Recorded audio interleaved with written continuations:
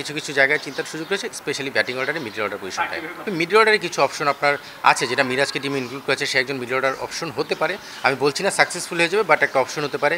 আপনি ইয়াসির রাব্বি, নুরুল হাসান সোহান এবং আপনি যদি দেখেন অঙ্কন, এদের যে কাউকে আমার মনে হয় যে মিডল অর্ডার একটা অপশন হিসেবে ক্রিকেট বোর্ড চিন্তা করছে, যেটা আমি আসলে সিলেকশন প্যানেলে থাকা অবস্থায় তারাও চিন্তার মধ্যে ছিল। বাট নিশ্চিতভাবেই তারাও চিন্তার মধ্যে আছে। মিডল অর্ডারে যদি কোনো সিচুয়েশন ডিমান্ড করে এবং অপশন হিসেবে চিন্তা করে, এদের মধ্যে থেকে হয়তো চিন্তাভাবনা করা হবে। এই টিমেও তাদেরকে নিয়ে সেভাবেই অপরচুনিটি দেওয়া হচ্ছে এবং খেলানো হচ্ছে। সো আমার বিশ্বাস যে মিডল অর্ডারে কিছু চিন্তাভাবনার জায়গা রয়েছে। আর বোলিং অপশনে তানভীর, নাসুম, রাকিবুলেরা আমার মনে হয় যে কোনো সময় যে কাউকে নিয়ে সিলেক্টররা চিন্তা করতে পারে। তিনজনই বেশ ভালো লেফট আর্ম স্পিন অপশনে রয়েছে। সো লেটস সি, আমার মনে হয় যে হ্যাঁ, কিছু কিছু জায়গায় চিন্তার সুযোগ রয়েছে, স্পেশালি ব্যাটিং অর্ডারে মিডল অর্ডার পজিশনটায়। তাকে দলে না নিয়ে যাকে নেওয়া হয়েছে বা যাদেরকে নেওয়া হয়েছে, সেখানে যদি অপশনের সঙ্গে কম্পেয়ার করি, তাহলে মিরাজের অপশনটা চিন্তা করা যেত। কেন আমি বলছি, মিরাজকে আপনি কিন্তু ওপেনার হিসেবে চিন্তা করছেন না। আপনি বিপিএলে কত নম্বরে ব্যাট করেছে, আপনারা কি ওইটা দেখেছেন? সে 1-2-3-এ ব্যাট করেছে, পাওয়ার প্লেতে ব্যাট করেছে, কিন্তু এখানে কিন্তু 1-2-3-এ মিরাজের জায়গা নেই। এটা একদম ফ্যাক্ট। তাকে মিডল অর্ডার হিসেবেই চিন্তা করতে হবে। সো মিডল অর্ডার হিসেবে চিন্তা করলে তার সঙ্গে কম্প্যারিজনে যারা ছিল তাদের সঙ্গে কম্পেয়ার করতে হবে। হ্যাঁ, আপনি মিরাজের 2টা ওভার বোলিং, এটা একটা অ্যাডভান্টেজ আপনার জন্য। আপনি 4 ওভার বোলিংয়ের একটা ঘাটতি রয়েছে টি-20 ক্রিকেটে, সেটা আমরা স্বীকার করি, সবাই স্বীকার করে, সেটা মানে সবাই একমত।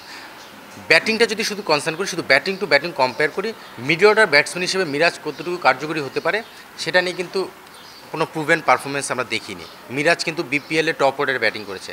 বাংলাদেশ টিমে কিন্তু টপ অর্ডারে ব্যাটিংয়ে জায়গা নেই, এটা আপনার মেনে নিতে হবে। যেহেতু লিটন 3-এ ব্যাটিং করবে মোটামুটি সিলেক্টর বলেছেন, ওপেনিংয়ে যারা রয়েছে তারাও আমার মনে হয় যে বেটার সিচুয়েশনে রয়েছে। সো সেখান থেকে 4-এর হৃদয় খেলে 5, 6, 7 এইসব জায়গায় মিরাজকে চিন্তা করার জায়গা।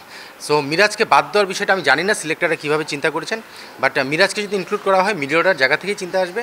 সেই অপশনে যেহেতু মিডল অর্ডার একজন ঘাটতি ছিল এই স্কোয়াডটায়, সেখানে মিরাজকে আবার ইনক্লুড করা হয়েছে। বাট মিডল অর্ডার যাদের সঙ্গে কম্পিটিশন, আমি যাদের নাম বলেছি, ইয়াসির রাব্বি, সোহান বা অঙ্কন, তাদের সঙ্গে কম্প্যারিজনে এনেই হয়তো সিদ্ধান্তটা নেবে। বাট মিরাজের 2টা ওভার একটা অ্যাডভান্টেজ হতে পারে। বাট আপনি প্রায়োরিটি দিচ্ছেন ব্যাটিংয়ে, সেখানে মিডল অর্ডারের ব্যাটিং পজিশনে মিরাজ কতটুকু সাকসেসফুল হবে, সেটা একটা আলোচনার বিষয়, সেটা একটা ডিসকাশনের বিষয়, তারপরে সিদ্ধান্তটা আসবে।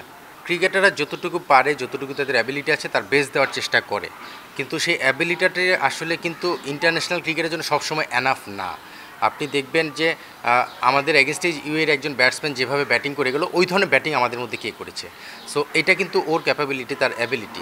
এই ধরনের আমাদের ব্যাটসম্যানদের মধ্যে এই ধরনের জায়গায় মানে এক্সট্রাঅর্ডিনারি 2-1 প্লেয়ার দরকার টি-20 ফরম্যাটে স্পেশাল। আপনি দেখবেন যে টি-20 আমরা সবসময় বলি যে বড় দল ছোটো দল বলে কিছু নেই, সেটা কিন্তু এই ধরনের 1জন 2জন 3জন প্লেয়ারের কারণেই হয়। আপনি ধারাবাহিকভাবে পারফর্ম করে যাবে, কনসিস্টেন্ট পারফর্মার এরকম আপনি দলে কিন্তু রেগুলার পাবেন, কিন্তু আপনার 2জন বা 3জন এক্স ফ্যাক্টর থাকে, এরকম কিছু প্লেয়ার লাগবে।